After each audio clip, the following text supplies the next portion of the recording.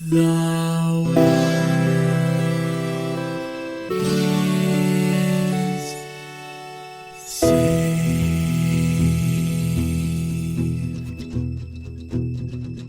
The living room's dark, save for light being cast from the big TV screen and the imminent sunrise that's teasing the one starry sky with whispers of morning.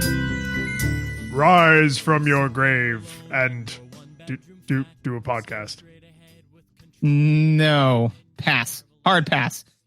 sorry, Zeus. I was happier being dead. Yeah, no, I'm good, man. I'll take Oblivion any day, every day. Oh my god, this just occurred to me. So, Altered Beast, the game we played, obviously takes place in like the Greek, like if Greek mythology was true, right? So, Yeah. I'm pretty sure that everyone in Greek mythology goes to the underworld, Yes.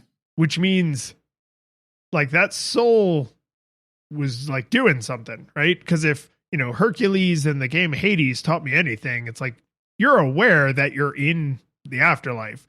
So it's not like, oh my God, I'm alive again. It's like, I was doing something. I was cooking dinner, you didn't even bother for like a hello or anything like that. Jesus, knock. I mean, like I'm in the afterlife here. I'm in the room. Like I got a laptop. Okay. I mean, I'm just saying, Zeus, you're playing with fire, man. I mean, like one day you're going to come in and you're not going to like what you see. Gross. All right. We played Altered Beast for the Genesis, August 1988, which is one of those games. What's up? Was that when it was ported? Yes, that's the Genesis. At least I'm pretty sure it is. Some of those early games, the Wikipedia page is like a little kludgy on what are you looking at. But right. you make the all important point of that. This is an arcade port. Yeah, it is. That means it was smeared all over wherever they could port it to. The Genesis is one of its iterations, but I honestly think, not counting the arcade original, I think when most people think of this game, they think of the Genesis one. Yeah, one supposes. I'm doing a real bad job, like hiding the vitriol, like spewing forth from my mouth. It's like, I guess, man. And it's like, so what'd you think of it? It's like, oh, I mean, like, who knows? You'll have your time.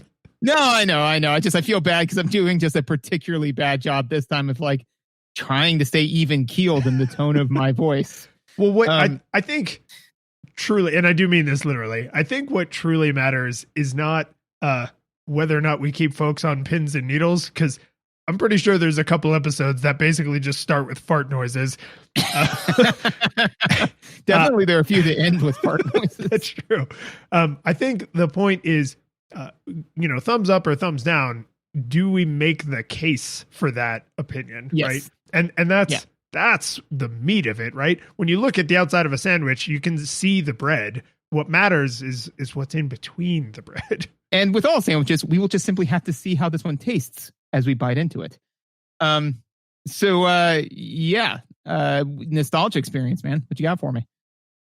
So I know I had several friends who had this game, but this game is linked exclusively in my mind to one of my cousins. I think I've mentioned before, I have like an older family where most of my what I call cousins are really like second cousins. They're much older than me, right? So I didn't have like a brood of kids my age to play with growing up that were family. And when we would go to family gatherings that my older cousins were at, I had this one cousin who just understood that I did not want to be there and that I had nothing to do and that I had no one to play with and that I was lonely. And so, but I mean, I'm like 6 at this point. So it's not like you can just say, go sit in the corner and read a book until we go home. So like she would, step away from the adults to play video games with me. And this is one of the games she had that I didn't have. So I always went out of my way to play it whenever I was with her. So in my mind, like 100% of my experiences, even though I know that's not true, 100% of my experiences are playing this with my cousin. And so I try to remember stuff like that as like, well, I like her. Like she was very sweet to me. So I need to, surgically separate these things in my mind. So I liked the person I was playing it with. I think it's the video game equivalent of has a great personality. Yeah. Where it's just kind of like, oh, did you like this game? I really like the people that I played it with. It's like, oh no, you didn't like the game. Oh no. Yeah, no. So the whole time I was playing it, I had to not picture myself in my cousin's room, sitting cross-legged on the floor, being glad that she was nice and giving me attention. It's almost like you had to stop viewing it through nostalgia goggles. That doesn't make any sense. I don't know what you're talking about. Yeah, I'm sorry, man. I'm just not on my game today. I don't know what it is. It's okay. My nostalgia experience is and okay, this is definitely one of those Roger Rabbit in Disney World situations where I'm not 100% sure. I have this memory, but I don't know if my brain's just making stuff up and throwing it at me, which is I remember playing this actually as an arcade cabinet. Like I would play this when I would go to the arcade, but the main game I played when I went to the arcade, the one that sucked down all of my quarters, was the Simpsons arcade game, the one where Maggie has the diamond.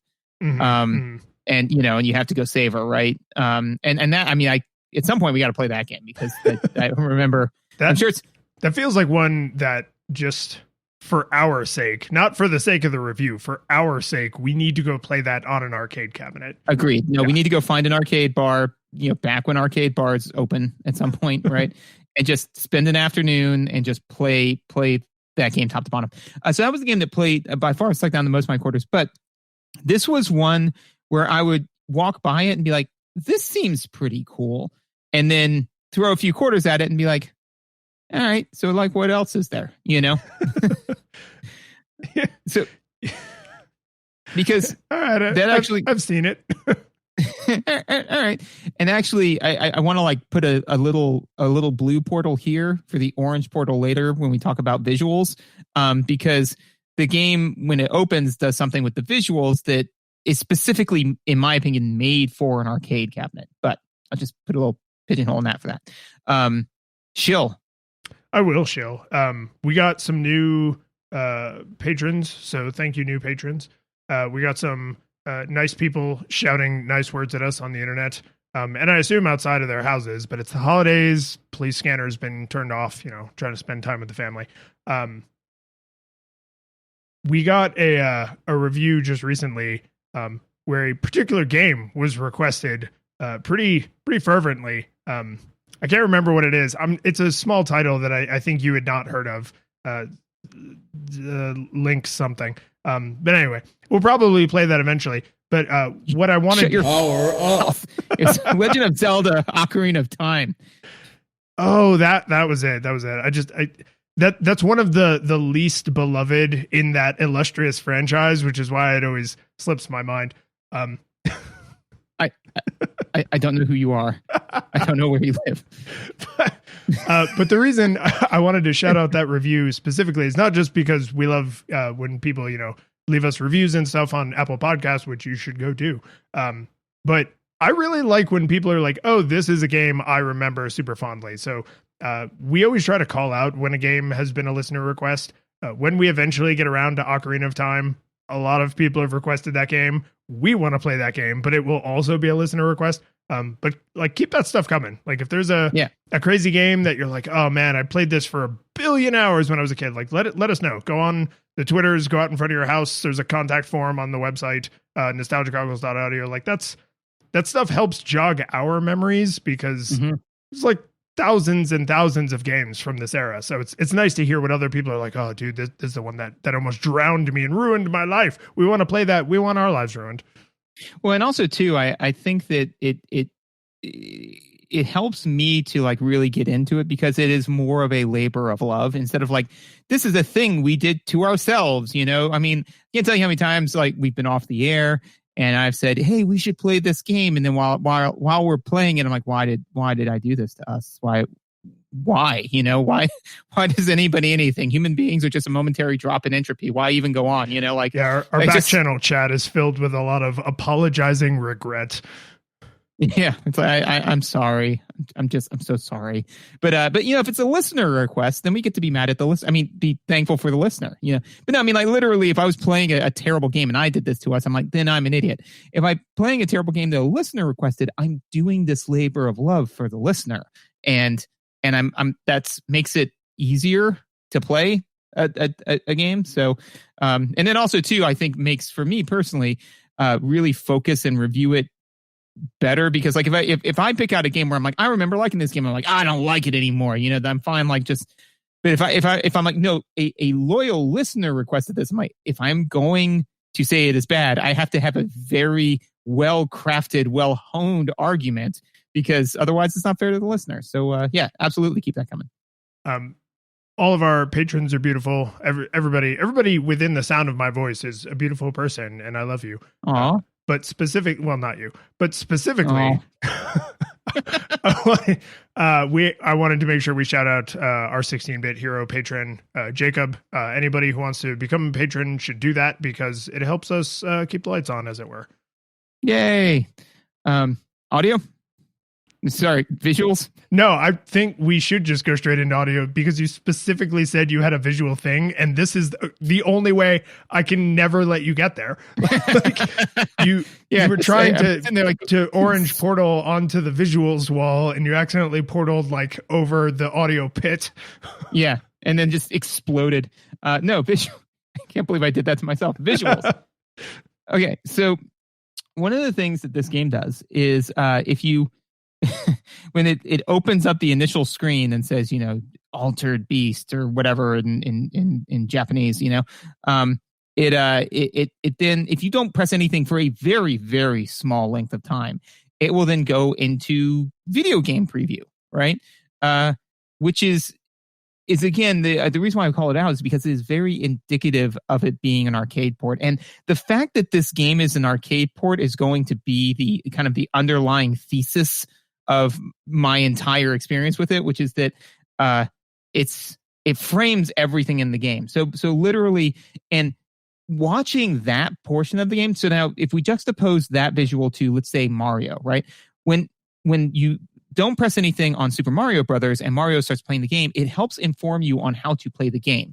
It is some of the gameplay, but it's the gameplay from World 1-1. You know, it's nothing too wild, too stellar. Mario's not jamming all over the place. He's not shooting fireballs or anything like that, right?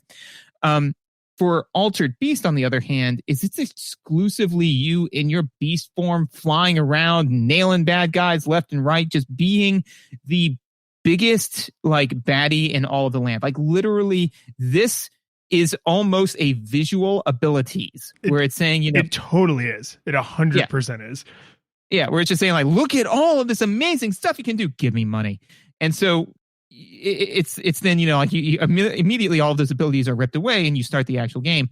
But I'd say that to portal back to the original thing, which is that absolutely draws you in to play it, because if you're walking by the arcade cabinet and you see a humanoid dragon flying around a level, firing lightning breath at his opponents and felling them left and right, you're like, oh yes, I want all of that. And then it's rise from your grave, scrawny human, and you know, and then you're like walking around like slapping people. Yeah, it's I didn't think of it as in abilities until you started to describe it, but you are 100% correct. Because a lot of games, not every game, but most games from this era, even if they're not arcade ports, have what I think is referred to as like the demo, right? It's you sit on the title screen and it dumps into the demo. And I never really thought about it before now, but that is probably a holdover from arcades, right? Like Super Mario Brothers demo is notable because it teaches you how to play the game in a way you would probably not bother to do in an arcade. You want people to be spending money trying to figure it out, right? So the opening to Super Mario Brothers is so visually stunning because it was deviating from the norm of arcades in a way that was not just significant, but incredibly well executed, right? And then you think about like you're walking, you know, toward the Simpsons arcade machine, and you go past Pac-Man and Galaga, and it's just playing the game, not necessarily showing you what to do or what to avoid. Probably a little bit, but not as like well polished as Mario did it. And then you walk past a game like Altered Beast, and it's like, no, this is essentially an advertisement, right? Like for just a few quarters, this could be you. You could be this magical dragon, wolf, bear thing, right? Like that's if you're 12, you're like, oh, I have a few quarters right here. I would love to be a magical dragon, bear, tiger thing like that. Please take my quarters, right? That's a totally different kind of demo. And on the Genesis, it really does call out the fact that it's like, you don't have to advertise it to me. I bought it. Yeah, I'm in, man. You made the sale stop selling. Yeah, and again, like I said, it's from my experience, because of the way the gameplay works out and exactly how you get to that point and the amount of time you get to be in that state, I felt that it was a little bit of like a snake oil salesman, like where it's like, hey man, come on, you don't you want to be this like all awesome beast? It's like, I do want to be that. It's like, cool, man, that's cool. I mean, you get to do that, but it's going to cost you more quarters than you anticipated, and it's not going to be for a little bit. And this is actually this dovetails surprisingly well with one of my big through lines with the visuals, which is there's not enough. There's not enough visuals, and here's what I mean by that. And I did actually really hammer this, like the pause button, to make sure that I wasn't crazy. There is, I think, 3 frames tops for almost every player animation in the game. I didn't check every single baddie and all the bosses and stuff, but like the punch is like one wind up, one punching animation. The kick is the leg up, and then it's fully extended. And there's no like Looney Tunes or Walt Disney style smear on the animation. It's just like static picture, static picture, static picture. And it's not enough static pictures that it creates a smooth, where your brain is like, yeah, I could fill in those gaps. Your brain fills in the gaps because it has to, but it makes everything feel blocky and chunky in a way that is not great. Like it doesn't feel very good, right? And when you're watching the demo, or if you're walking through the arcade and you see someone else playing and they're zipping around as the dragon, and there's like all these lightning effects, and like when you're the werewolf, you have like the little dash thing that's like all flashy and glowy. Like those look pretty visually spectacular. But then when you start playing the game and you're the just risen zombie, and you're like, punch, kick, and it's this like really choppy animation, it just, you're like, ugh. Which I guess is supposed to spur you on to be like, who do I have to kill to be the wolf thing, right? Because you're like, I don't want to be this lame centurion anymore. I want to be the wolf thing. And it just like that feels like it's not laziness exactly, but it's like, come on, like you all could have had a middle frame of animation, or you could have done a smear effect or something. And I checked, the arcade version is not any different. This is just how these graphics are.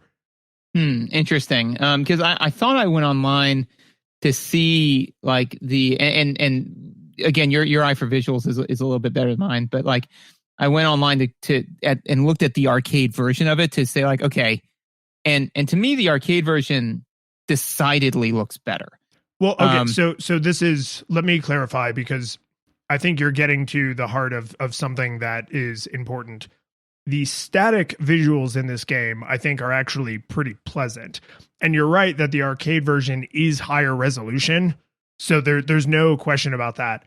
I'm very specifically talking about the number of frames of animation. So right. If you take any individual screenshot, yes, the arcade version is higher res, no question. And the Genesis version still looks pretty solid. Like, it's a little dated, right? But it's still, overall, you're like, yeah, these, they put thought into these visuals, but it feels like every frame is a painting, and they didn't really think about, they kind of need to be a flip book. Yeah. And again, we're continuing to dance on the heart of it, which is that, is that the arcade game looks, in my opinion, pretty decent, right? The Genesis port does not, in my opinion. I mean, like, again, the graphics are not as good. That's gonna be a problem, but that was not world ending. But I mean, even the idea of like, okay, when you are just a normal human, you punch normally, but when you're semi-beefy human, you punch and you're like, you can like see the air like blasting by your punch. And that looks like garbage, in my opinion, in the Genesis version, where at first I was like, what? It took me a second to even figure out what it was. I'm like, what is this thing over my hand? I'm like, oh, is that supposed to be air? I think that's supposed to be air. And then when you get even bigger, it gets a little bit bigger. I'm like, okay, it's supposed to be air. But it just doesn't, again, the feel that definitely this game, one of its core aesthetics is supposed to be visuals, right? It's like visuals and fantasy, because again, when you're walking by the arcade cabinet, you're like, this game looks awesome and I get to be the thing making all of this awesome, and then when you port it onto the Genesis with the Genesis hardware, the amount of stuff that they had to cut off, it just doesn't work. It's like taking somebody who's like a human Adonis and saying, listen, I can't really fit all of that into this box, so I'm just going to cut off your nose and ears, and it's like the only thing that was representative of this thing was that this person was a human Adonis. Now, maybe they were also great at science, but that's not what you were selling it on, right? You were selling it on this person being a human Adonis. And when you cut off that person's nose, that completely ruins the visual aesthetic. So reducing the visual fidelity and kind of cutting corners where they had to cut corners, it's like you have now taken away the reason to do this outside of the other obvious reason, for money. So if the idea is that it's like, well, we have this arcade cabinet, so and this is kind of what I think we're both driving to. We have this arcade cabinet, let's get it onto the Genesis and let's make our ROI as high as humanly possible. And it's like port everything directly over as best you can and then move on to the next project. And a lot of the visuals for me kind of have that feel, where it's just kind of like they just kind of did a 1-to-1 as best they can and then they moved on with life. While I'm ranting, the biggest place I can see that particular problem, and I'm not sure if it was as big a problem on the arcade cabinet, but this is normally when we would mention it, is the hitbox is trash. I honestly don't think that's the port's fault. I think the hitbox in this game is just garbage. I think it was garbage in the arcade. I think it was garbage on the Genesis. I think it was probably garbage on the PC Engine CD-ROM, whatever the hell that thing was called. It's just it's bad. It's bad. It's really, really bad because the amount of times entire sprites overlap and nothing happens, and the amount of times the sprites don't interact at all and something happens is basically, if there's an enemy on the screen, my brain is just flipping a coin and just waiting for it to come up heads. And that means I got, right? Like it's just not because anything on the screen communicated that I got, just like I failed that coin flip. Well, I think the main reason why that works, it doesn't work in general, right? But why it works better with an arcade cabinet, but not as well on an arcade port, is because on an arcade cabinet, if you, and I'll save most of this for mechanics, but if you get got, it's a quarter, right? If you get got not in an arcade cabinet or in a port, the price is different. But I'd like to save that for mechanics. That being said, is to me, the most insulting place where the hitbox is complete and utter garbage is when you're the dragon and you're fighting the boss of that level, the eyeball monster, because they literally said, and this is just the thing that is inexplicable to me, right? Because most game developers have to know where their game is strong and weak, right? One would hope. One would hope, unless you had, maybe they were working so hard on this particular Greek work that they said, hey, you know what? While I was researching this, I heard the story of Daedalus and Icarus seemed pretty cool. Like, let's see how high we can fly. With that in mind, though, is that, again, they had to know that the hitbox was not great in this game. And then they literally created a bullet hell section. Why would you do that? Why? I mean, bullet hell games have to be insanely pixely perfect crafted for you to like weave in between all the. Could you imagine Enter the Gungeon if it had the hitbox problems like this has hitbox problems? I mean, that'd be hell. Like that wouldn't be bullet hell. That would just be hell. Like Yeah. here's a terrible situation and none of the tools to deal with it. Right? Like it's no thanks. So now I'm picturing like we die, we go to hell, right? And it's and you talk to Devil, and Devil's like, oh, we have a special room for you. Like opens up the room. It's like, please have a seat. And you're like, oh, okay, what's going on? It's like, oh, for the rest of eternity, you'll just simply be playing Gungeon, Enter the Gungeon. Really? Oh, I like that game. It's not too bad. With Altered Beast hitbox. No! It just cuts. There was time now. That's very Twilight Zone. It's very Twilight Zone.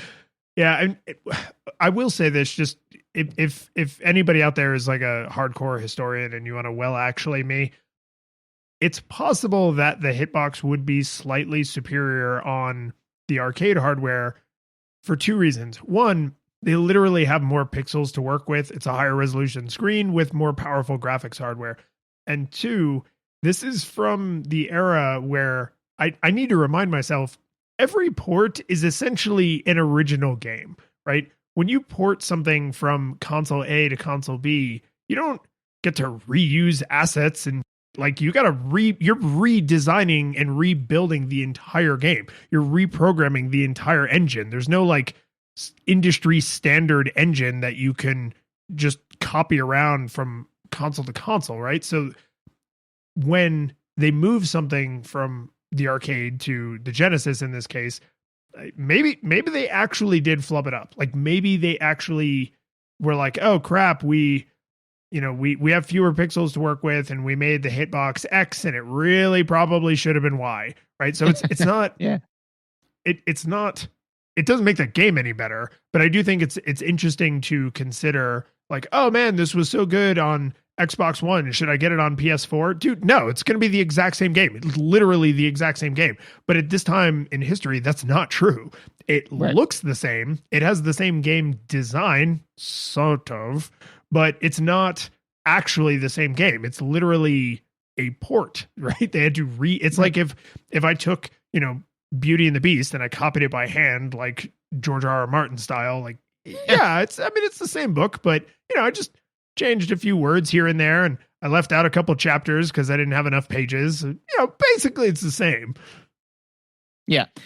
No, and that very well may be the case, but I think that, and this is one thing kind of visual tangential, but Sega Genesis, Sega was originally, they made consoles. Like that's what they did. And then they made. I love that you're addressing that to, the younger side of our audience is like, they actually used to produce hardware. I know. But the main thing they did was they produced arcade cabinets. I don't know if I said that correctly, but they used to produce arcade cabinets. That's all they did was produce arcade cabinets. Right. And then eventually they were like, hey, let's get in on the home market, and that's when they decided to pick a fight with Nintendo that I think they kind of had to know was they were fated to lose, but the act of picking the fight gave them the publicity they needed to like rack up sales, I'd like to find some records from that era because I feel like anyone you talk to who is alive and like programming video games at that time, it's been too long. Like they would remember Bugs Bunny at Disney World, right? Because they're like, oh yeah, we all knew Sega had no chance. And it's like, yeah, but did you know that in 1984? Like, right. Really? Because they were both big successful companies that seemed to be making things people wanted. Yeah, in hindsight, Sonic and Mario seems laughable that Sonic ever had a chance. But I don't know. In 1991, I don't think it was quite as cut and dry. Like, I would love to see, like internal company memos and stuff that are like, or like their books on sales and things. Like it'd be really fascinating. But I mean, yeah, history bared out that they lost. Yes, very, very much so. But that being said, and then I'll stop directly for this section. I'll stop bragging on the fact that this is an arcade port. Is that is it so because Sega predominantly made arcade cabinets and then they switched to making their own hardware and thus by extension porting games over to it, I think that they just kind of started porting games wholesale again to be like, hey, we've already got the IP, we've got the game, we've got the mechanics, just bring it over. But and one can't fault them for this, but it's very much so like making a comic book into a movie. Like prior to X2, right?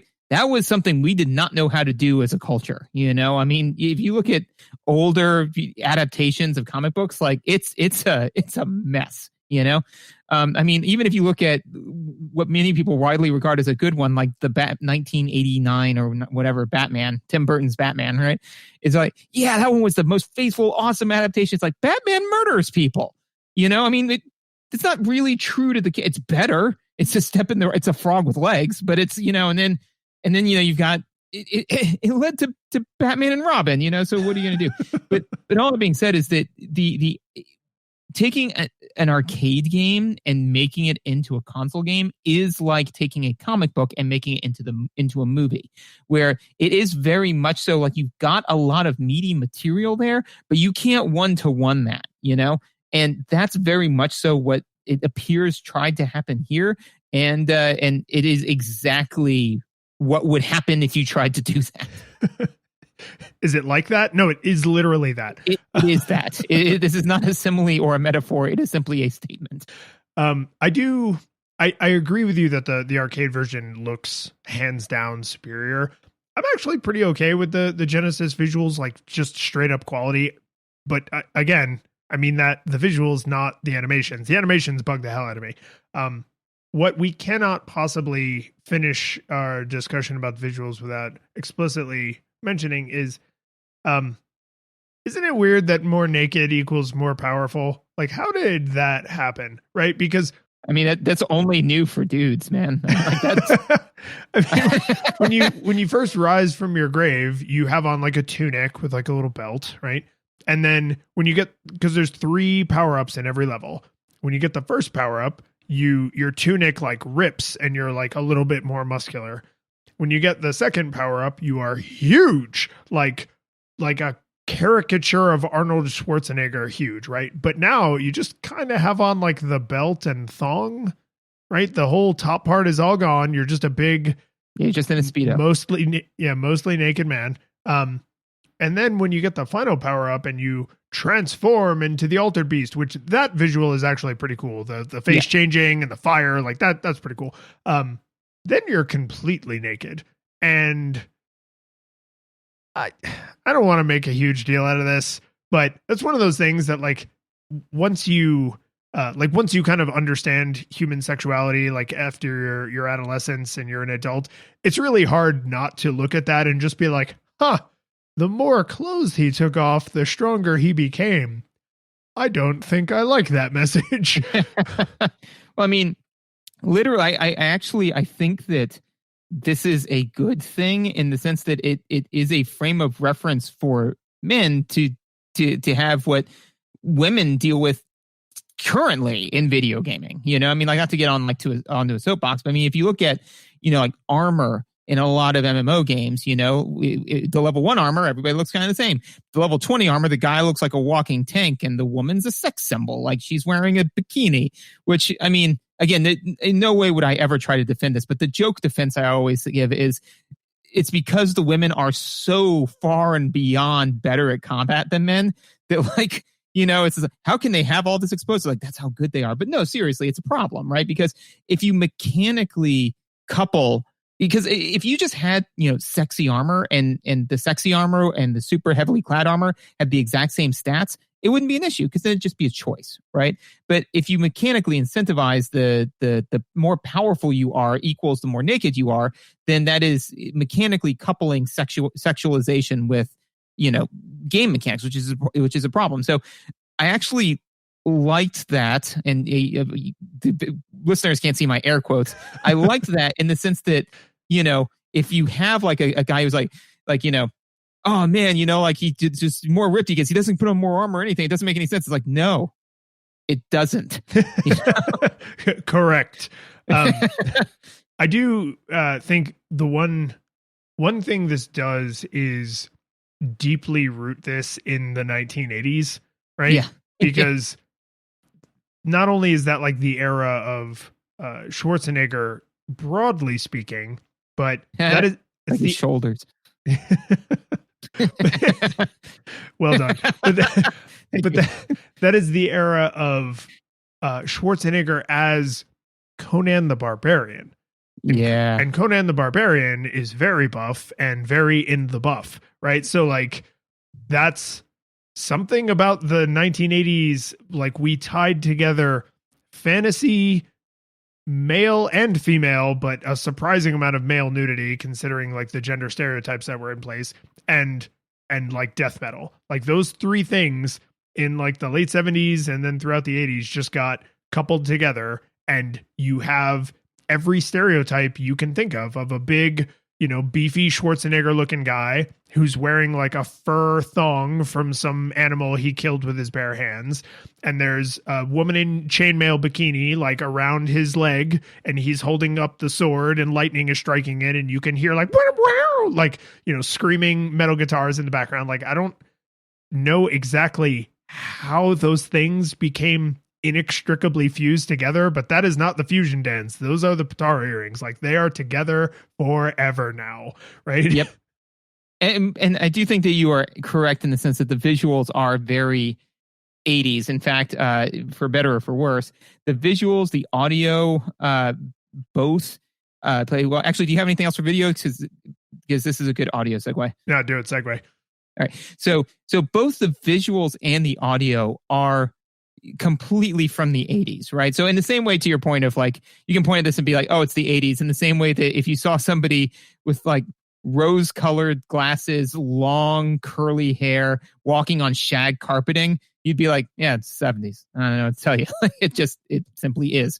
But yes, all those visuals are very, very 80s. And the audio from this, and maybe the audio was better on the arcade cabinet, but all of the effects, especially the voice lines, just absolutely sound like they're from they're not great. I don't like them, but they sound like they're from a video game, a movie parodying a video game, right?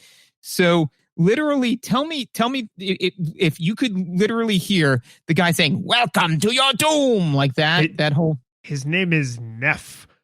Yeah, you could hear Neff saying that, but it's not the thing that everyone's focusing on, right? It's just the protagonist is walking by an arcade cabinet to like go speak to another character, and they have to have like that audio, or worse, the protagonist just finished playing a game and it was like, you lose. And then, you know, it has the flashing lights and then the scene goes on. They just needed to establish that this person was playing an arcade game. It would look and sound like this game, right? Yeah.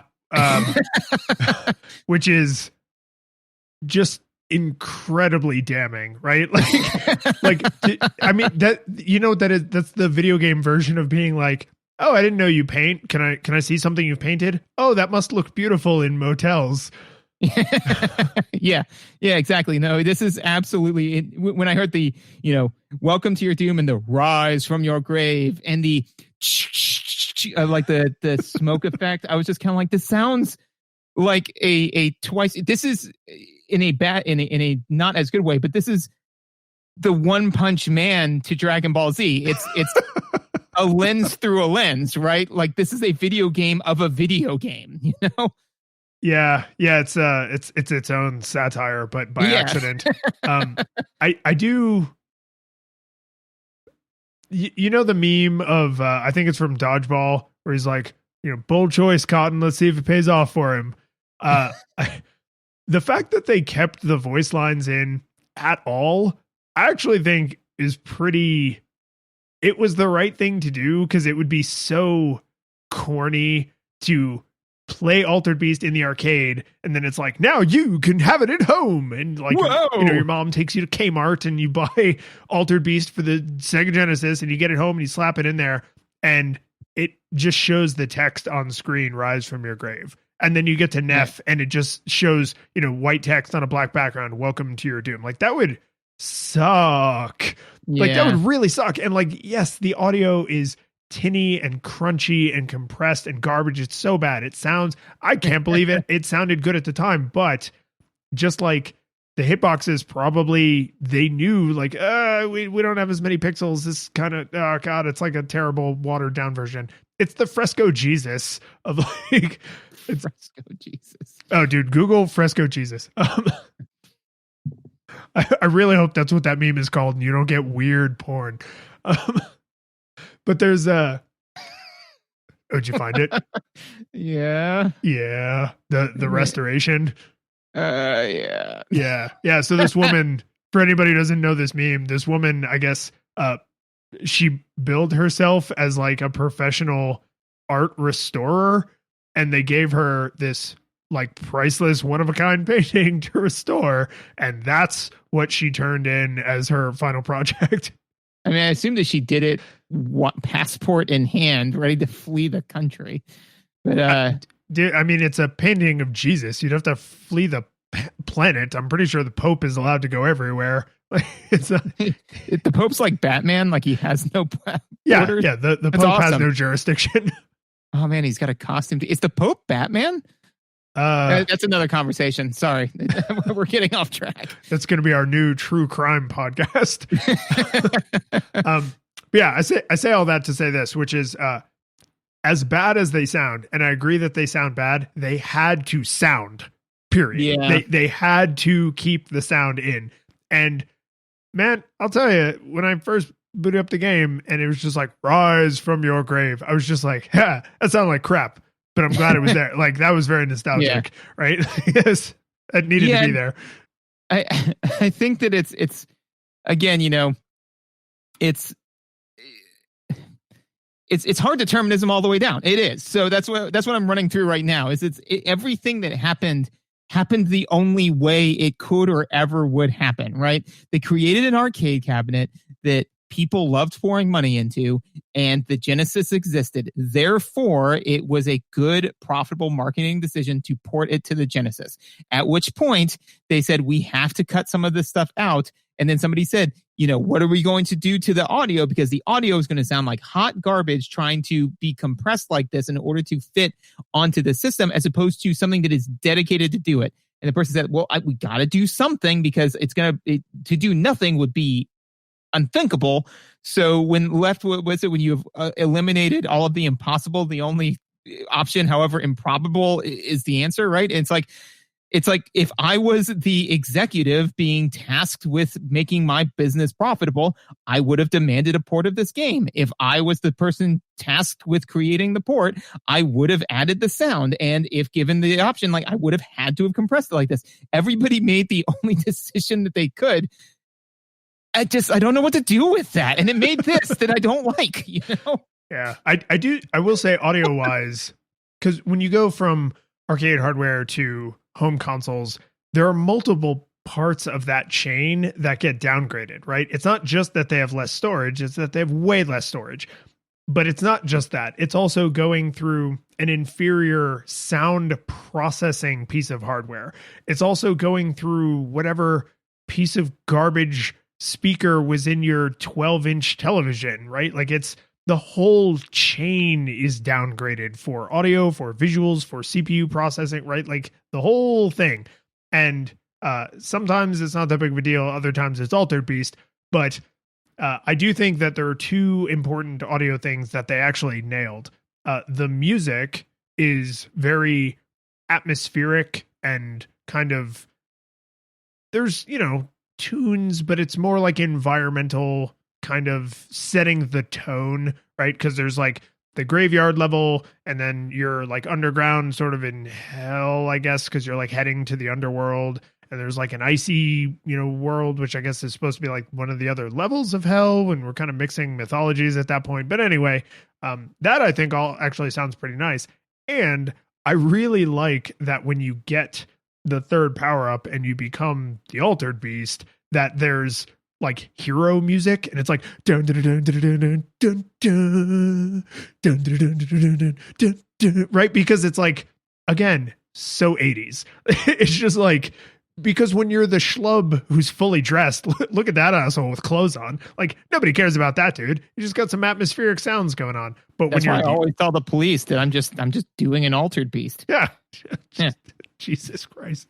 That poor officer booking you in like He said that he was, quote, doing an altered beast, end quote. which let me save you a lot of trouble. Do not Google that phrase. Mm-mm. There's no way. No way. So the fact that the Altered Beast has like hero music is like and it's the same hero music in every level, right? Like it's the hero is here now, and I really like that because one, it's like a kind of a catchy little tune, but two, it creates sort of an emotional through line, like as the levels get darker and scarier, because the last level looks like a post-apocalyptic hellscape. So as the levels get darker and scarier, once you are fully powered up, you're still the hero, right? This is not Terminator. This is Conan the Barbarian, right? There's no doubt that once you are the Altered Beast, that you will defeat Neph and return Zeus's daughter to him. And I like when music is crafted to set that kind of tone. Like, not fully powered up, scary atmosphere. Fully powered up, the Altered Beast. Like that's just, it feels good. That's good. And that music translates well even to the less powerful hardware. Nothing sounded tinny or grating or made me want to kill myself. Like that felt pretty good quality. Yeah, actually, this is completely tangential, but it's an audio thing that I realized recently that I kind of want to talk about. So I'll make it take less than 3 minutes, which is that everybody that listen to this, I assume, has seen Spider-Man Enter the Spider-Verse, because if you haven't, Into the Spider-Verse. What? Into, not enter. Cool. Slap it. No.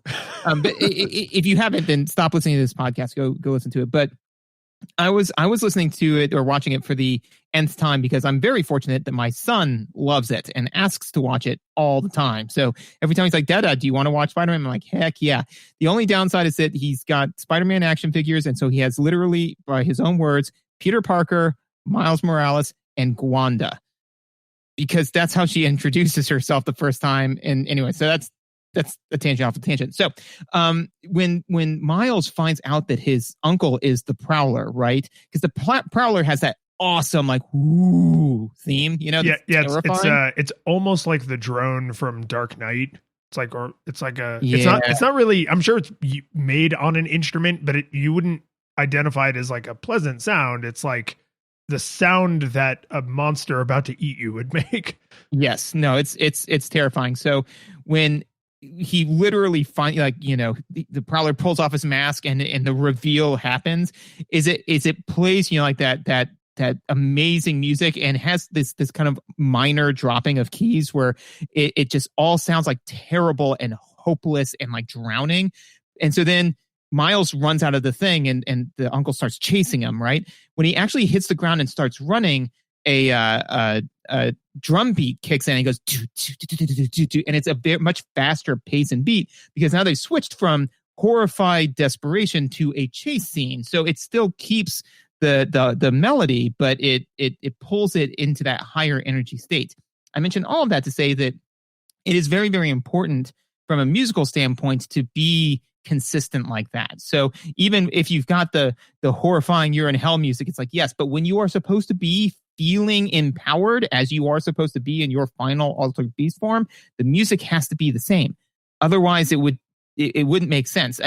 The only thing that the game could do, and they'd have to be deliberate with it, is if the last time you were the Altered Beast, if the level was supposed to be so intense that you weren't supposed to be feeling powerful, if they changed the music at that point, but that would have to be a very specific choice, one that they definitely wouldn't make at this point in history. They would do that now with a game like Undertale. They wouldn't do it back then. So the fact that they were consistent with that, I think, is very important. I don't actually have much else for audio. It's the voice lines, I think, get all the attention for being jokey and like, oh god, these didn't age well. But the sound effects in general are not super polished. I really do think the music was like pretty thumbs up, but the sound of it, like you mentioned the little wind effect, or I always thought of it as like energy, right? Like oh, it's so strong, but we're talking about the same thing. Right. The sound that makes is like an overly deep, like whoosh, whoosh. Like think of the worst dubbed kung fu movie you've ever seen from the 1970s, and it's like that. It's whoosh, whoosh, whoosh, whoosh, whoosh. Like it sounds as terrible as it looks. Yep, that it does. So gameplay. You want? I mean, I can just get out of the way now. The cycle time. You want me just to? No. We quickly need to, because this section officially is called controls and mechanics. And the reason that matters is I realized while I was playing this that Genesis does what Nintendo don't, and and this is, I mean this completely seriously. This is a place where you could not, in good conscience, port this to the Nintendo, not because of the graphics, not because of the audio, but literally because of that third button. One of the things that make arcade cabinets is they can have bespoke controls. And that means if you need 2 buttons or 10 or 1,000 or a roller ball or any kind of crazy thing you can imagine, throttles, pedals, steering wheels, whatever. A gun? Guns, multiple guns. Mini guns. Dude, remember when we were playing, what was that game we were playing where we put in enough so we both had 2 shotguns and we were desperately trying to pump a shotgun by like rapidly pressing it? It was like a House of the Dead style. Oh god, that was awesome, man. Where we just kept like shouldering the gun and like pumping it really fast to like reload and then just see that was also very 1980s. 2 men, 4 shotguns. But I think one of the things that you lose when you bring a jumpy, punchy, kicky game to a home console is in the Nintendo era, they had to map jumping to up, which I don't hate, but I don't love it. I would rather have a right hand thumb button that I jump with. I don't like Smash Brothers. You can jump with up or a thumb button, and I really pretty much 100% of the time use a thumb button. It's just my personal preference. So the Genesis having 3 buttons means you have a punchy button, a kicky button, and a jumpy button. And I literally kind of looked down at the controller and I was like, you could not have done this on a Nintendo. That's kind of fun. Yeah, done on a Super Nintendo. Yes, but remember when the Genesis first released, it was competing with the Nintendo. We think of it as competing with the Super Nintendo because they're both 16-bit consoles, but the Genesis came out first. Yeah, that's why their whole marketing campaign was we're better than Nintendo, and that's why over at the offices of Nintendo they were like they have no idea what's coming. And that I mean again, like in the arc of history, when we look back, we're like, oh well, yeah, Sonic was competing with Super Mario World, and it's like no. Sonic was competing with Super Mario Brothers. Like it was a whole other thing. And they put all of their chips on we're better than the Nintendo. And then Nintendo came out and said, so are we. Yeah. And released the Super Nintendo and just melted faces. Yeah. So basically it was, Nintendo was like Mega Man X and then, and Genesis was Vile. And just came in and was wrecking house on X, and then all of a sudden, Vile was like, see, I am better than you, and then Nintendo was like, no, we've got Zero over here, and then Zero just comes in, chops off the Genesis's arm, and flies off into the night. Yes, that. So I thought for sure you were going to talk about the stage select situation. Oh, that's coming. I figured there's a certain amount of time you can control yourself about cycle time. And yeah, it's like you'll pop a vein or something. So I really do want to talk about that. I've already popped several. I'm sitting in a pool with my own blood. Yeah. Okay. So cycle time. Yeah. So trash, complete trash. And actually, this will dovetail into the buttons thing. It's trash all the way down. But and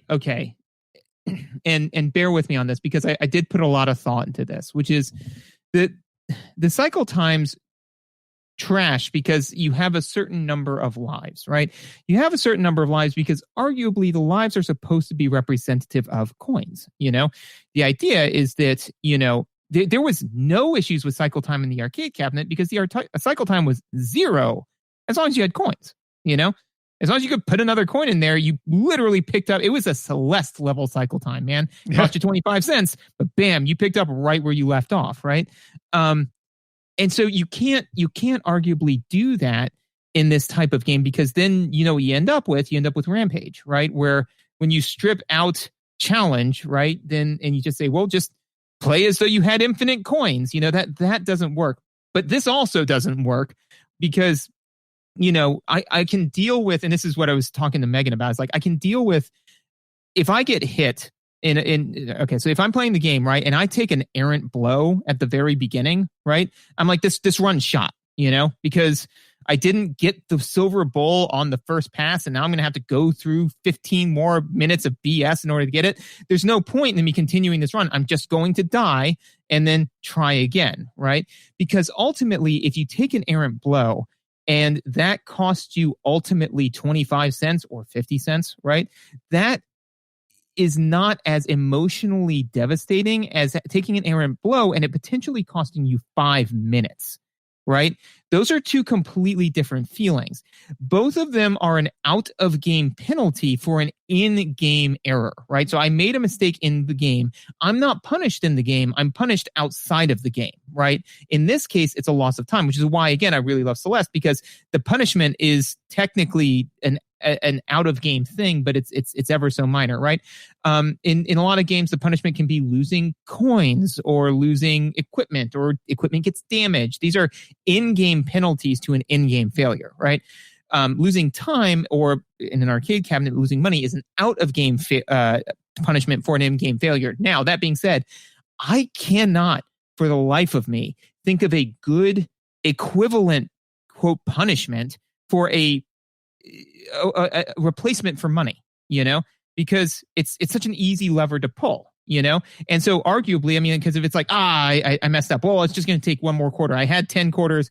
I got kind of cheated out of a quarter. I don't really care, The only thing I could think of that is even close is, what would, imagine this game where you did have infinite lives, right? But every time you died completely, you had to take a drink, right? The only thing I can think of to make truly arcade ports viable like this is to make them into drinking games. Because again, that is a minor out of game punishment for an in-game failure, which is the way drinking games are supposed to work, Outside of that, I'm really struggling to find something that would be like an out of game punishment for an in-game failure that would be equivalent and quantized smallly enough to be equivalent to a quarter or 50 cents or 75 or what have you. Yeah. So this is the existential crisis I had with the cycle time. Yeah, I mean, it's okay. God, there's so many weird things we have to discuss with this. So I need to go off on the side tangent because otherwise I'm going to forget it and it's going to kill me. But this is completely unrelated. The thing you kill to get the spirit ball that power ups you. Yes. What did you call it? A silver bowl. Mm-hmm. It's a two-headed wolf. And I apologize that I forgot to bring this up in visuals, but no, it's not. I always thought it looked kind of like a big pig, like a sow, like a hog you would see when you take your kids to a farm when the weather's nice. Like it's a two-headed wolf. Says so right in the manual. And even though I knew that, I still can't see it. It does not look like a wolf. It looks like a big fat pig to me. Yep. Pig, cow, whatever. And I'm glad you said that because I completely forgot to bring that up in visuals. And I was able to just double check it in the manual, which actually brings me back on topic. This game, firmly in the you really need to consult the manual era of games, and in a way that I don't think we have seen before, and I hope we never see again, which is this game is an arcade port in a way I have never observed outside of this situation. The options menu exists and is not told to you in game. So when you get to the title screen, we mentioned that throws you to the abilities marketing clip really fast, right? It's on title screen for literally probably less than 5 seconds before it's like, hey, you could be the Altered Beast. Give us a quarter. If you have been playing the game and you die and you hold A when you, and it tells you this in the manual, by the way, none of this is secret. This is information the player is supposed to have. When you die, you hold A and press start. It returns you to the start of the level you lost all of your lives in, with full health and another round of, I think, 3 lives. So the cycle time can be skirted. It's no, I think almost it's garbage with that. Sorry, just for the Oh, record. no, I agree. It's still too long. But it because it's not as fast as dropping another quarter in, which is what the game mechanics are designed around. They're designed around the Celeste speed, right? Yes. In exchange for money, but they're designed around that speed. And then to play the sort of hobbled, well, we'll toss you back to the beginning of the level. And by the way, it's behind an insane button combination. Like that feels kind of gross. And it certainly didn't age well. What drove me to the brink of madness is that if you hold B and press start, it gives you the options menu. And in the options menu, you can change the difficulty. And I think it actually only goes up. I think it's like normal, hard, harder, or hardest, or something like that. But you can say, I want 5 lives instead of 3. And you can say, I want 5 hit points instead of 3 hit points, or 10 instead of 6, or however they do it. Those are things that a player would want to know, and that a small child would easily overlook by not reading the manual, or someone in their 30s might play for like an hour or two before being like, I should probably go look at the manual. Wait, what? Like it's not a great gameplay experience. And this, I know we've been talking about like, it's an arcade port and beating that horse to death, but the reason you have to do this crazy button combination, I'm positive, is because they didn't want to have to design and program a menu. Like, this game doesn't have a menu because an arcade game doesn't have a menu, right? And it's like, so you just took this kind of Band-Aid approach of like, well, we can program a response to these button inputs. And the reason I'm so confident that this is what they did is because the options menu is just like 4 lines of text against a solid colored background. Like, it's so phoned in and lazy. And thank God it's there. It makes the game infinitely more playable to be able to choose the level you want to go to, choose how many hit points you have, choose how many lives you have, right? Modulate the difficulty, return to the level you just died on.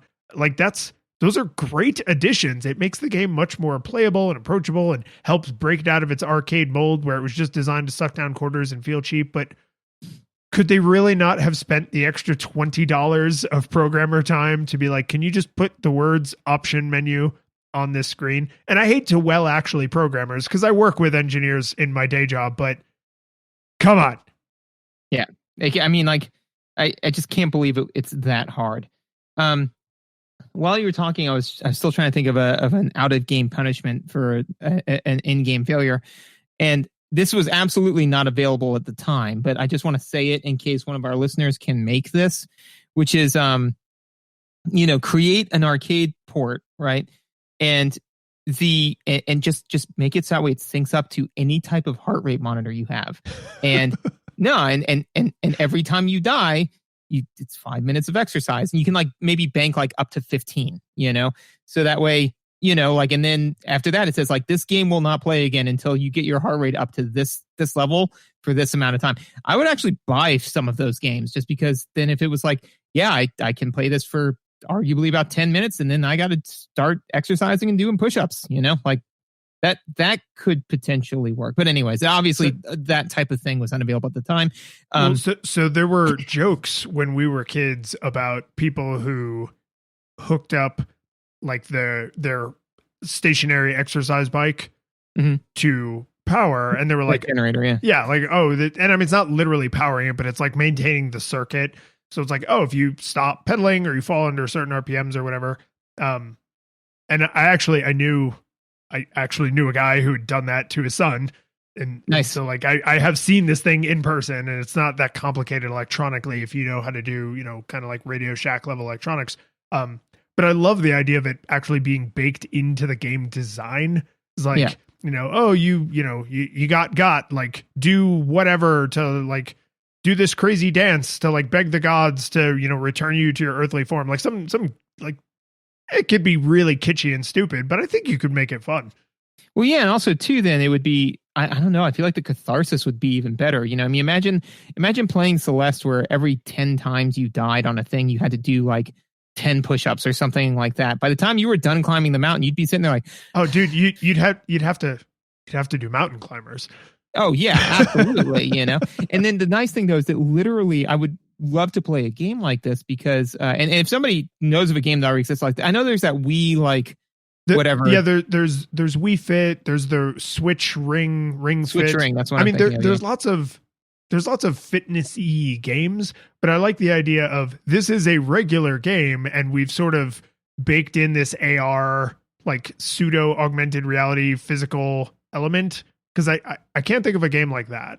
Well, and it has to be something where it's not like a did you do it? Press yes to say that you did it. Because then otherwise I'd just be like, yeah, I did it, fine, whatever. But if it was literally baked into where like you can't continue on, because I would love to have the experience of holding the controller and it's saying, you died, get your heart rate up to X amount for 10 minutes in order to continue, and just having already done that 10 times, right? To literally be sitting there kind of with the drying sweat and my muscles aching, thinking like, do I have another 50 push-ups in me? Like, I don't know if I might be done playing this, either video games or this particular video game, because I just can't, I'm exhausted, like that would be an amazing feeling to like really try to dig deep to get that extra 10 minutes of gameplay. That would be a fun feeling. Like somebody make that for me, please. I think it'd be funny to like go to, like a gaming conference or something, and you see a player who's just like this little spindly, like toothpick arm, toothpick legs, and it's like, they must be amazing at this game.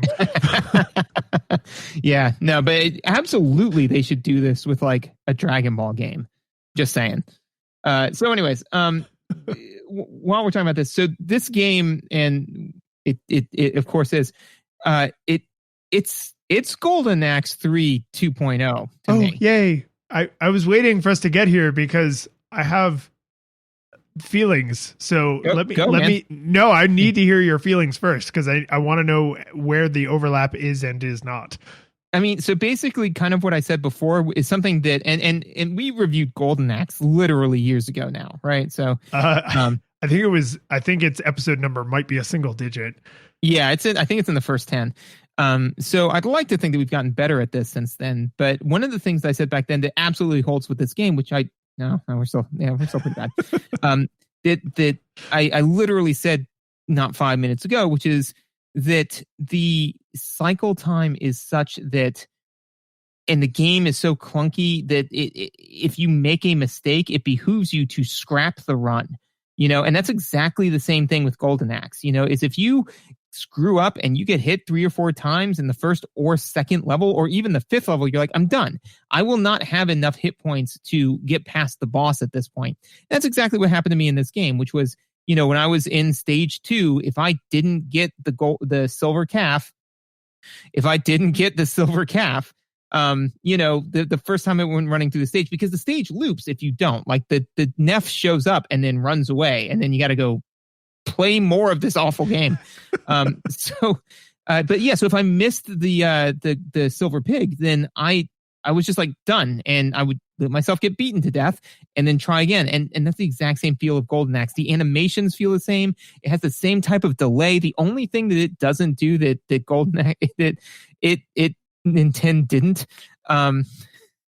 was the being in the same plane as your enemy, because it just isn't that type of game. But outside of that, it's got the exact same feel. And Golden Axe was a terrible arcade port, and this is a terrible arcade port. So literally, this is what Sega was doing. And again, if I was the executive charged with making money, I'd be doing the same thing. It just sucks. So I agree with everything you said. The part that I hyper focused on is the multiple planes, right? Where you can, walk further into the distance or come up closer to the camera, and that the enemies can be on different planes. And here's why I super focused on that.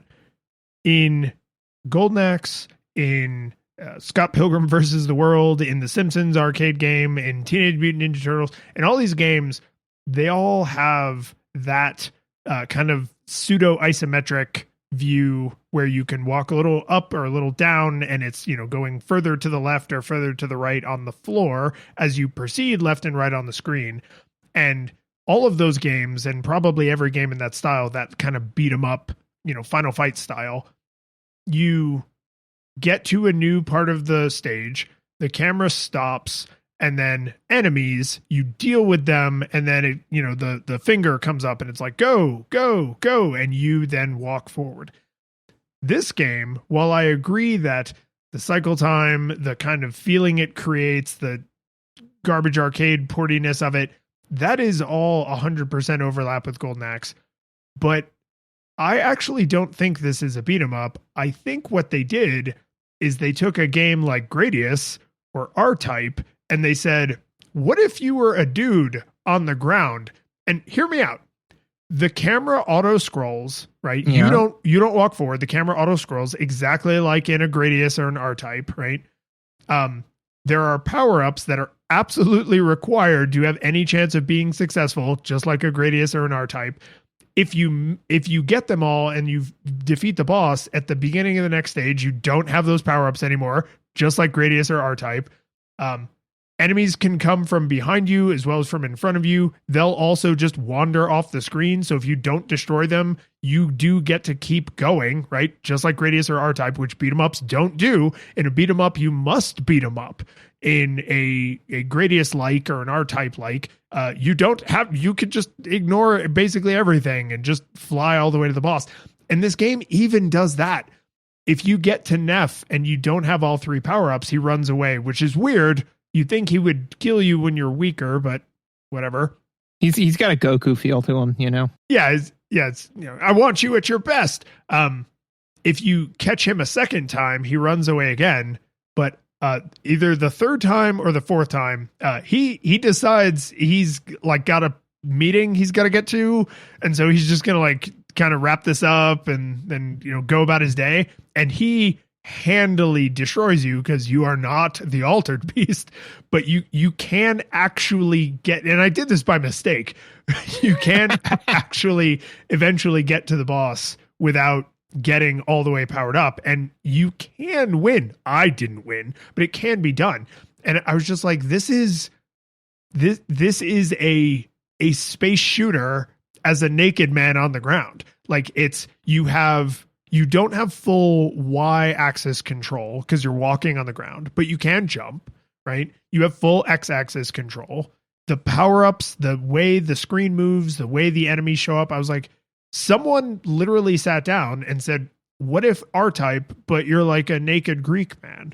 And somebody else said, ship it. And now we have Altered Beast. But I think it's fascinating that the only core difference I can think of between you looking at this and saying it's like Golden Axe or beat 'em up, and me looking at this and saying it's like Gradius or a flying shooter game is the orientation of the plane. Like, are there multiple planes you can be in, and does the player have any control over the pace that the level is scrolling? And just those two little tiny differences changes the genre. Agreed. And no, I think that, so when I say it reminds me of Golden Axe, it reminds me of Golden Axe because it basically handles the same, it has the same game feel. You know? Totally does. Yeah, but mechanically, I agree with you. And no, I'm completely on board with that this is a Gradius. That being said, is that in order to make a Gradius or an R-Type, you have to have pixel perfect hitboxes, which this is not.